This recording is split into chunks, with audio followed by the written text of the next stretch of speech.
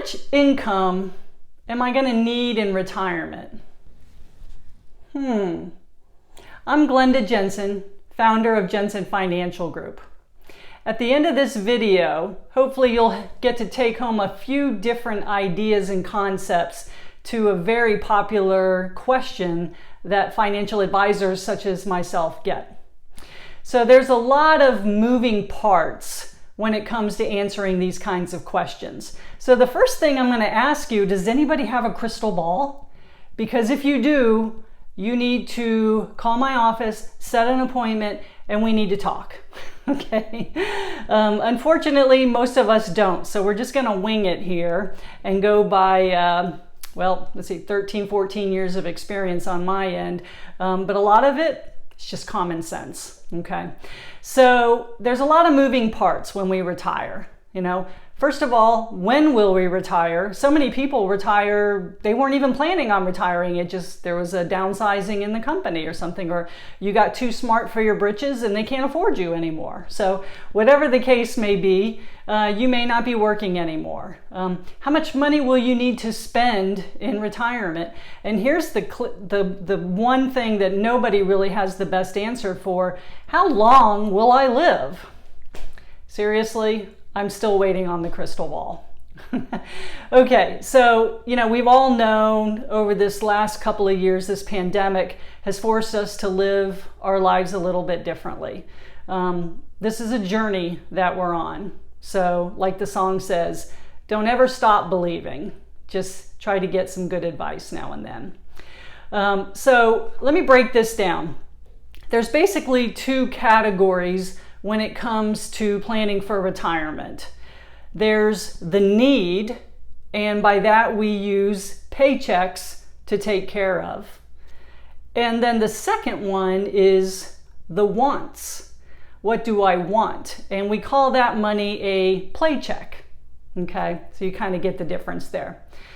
So with a need of a paycheck, let's talk a little bit about what that looks like. Well, it's basically income, right? So it's not about, I've got $700,000 in my 401k. That's great, okay?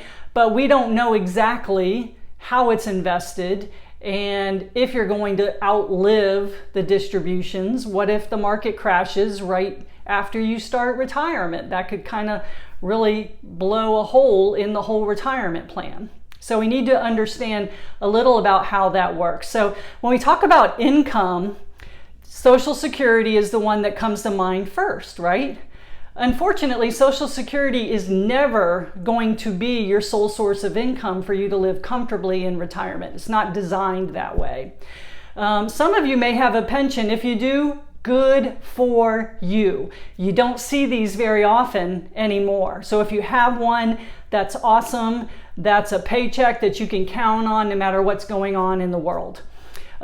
We can create a pension type account using something like an annuity. And if you're the kind of person who doesn't really want to watch the market when you're 80 years old and you hear that there was a market crash and does that mean I'm still going to get my check this month? We can set things up to protect it, and an annuity falls into that category. And sometimes even life insurance can be a good source of income. Now, before you start thinking, life insurance, I thought we were talking about income. We are. And I've got at least another video or two to talk about that because this does get a little complicated, but it is a potential source of income in retirement.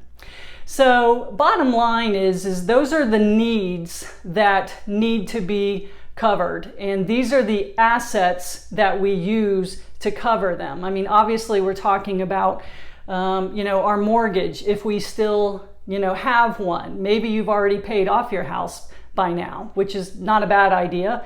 Doesn't work for everybody. Again, you've got to have all the moving parts just right to decide if that's the right way to go. But you can sell your house. Obviously, you need food, utilities, insurance, the basic stuff. And then there's the wants, and the wants are, the fun stuff. You get to go out to eat, you go to concerts, you go to shows, you go on a family vacation, take the grandkids, whatever the case may be. That's the fun money, okay? And sometimes if things don't work out perfectly, you pay all your bills, but this month you may not have enough money to do everything that you want to do, but you know that you're taken care of with the needs. And that's why we kind of separate those two, just so that you can feel more comfortable about spending that money. And then if you have a really good month and your assets grow on the want, take that trip. So spend your money in retirement is the last thing I'm going to say. And I mean that because this money is for you. It is not for your kids. It is not for your grandkids. So if you are in a position to use this money, spend your retirement money on yourself. If you want to leave something for the kids or the grandkids, buy a life insurance policy. You can get it for pennies on the dollar and get them even more money than you probably would get through a 401k, which hasn't been taxed anyway. Death benefits from life insurance policies are not taxable, just so you know. So anyway, just a few thoughts there. Think about it. What are your needs and what are your wants? And how do we minimize those needs as much as possible as we start approaching retirement? So I hope you find that useful. If you want to talk about your own situation and see if this is something that we can apply to you, you have my information here. If you haven't already done this, please please subscribe to my YouTube channel. It doesn't cost anything. It just lets you know that we have another video coming out and it's something that might be important for you to hear. So, hope you find this useful. Have a great day.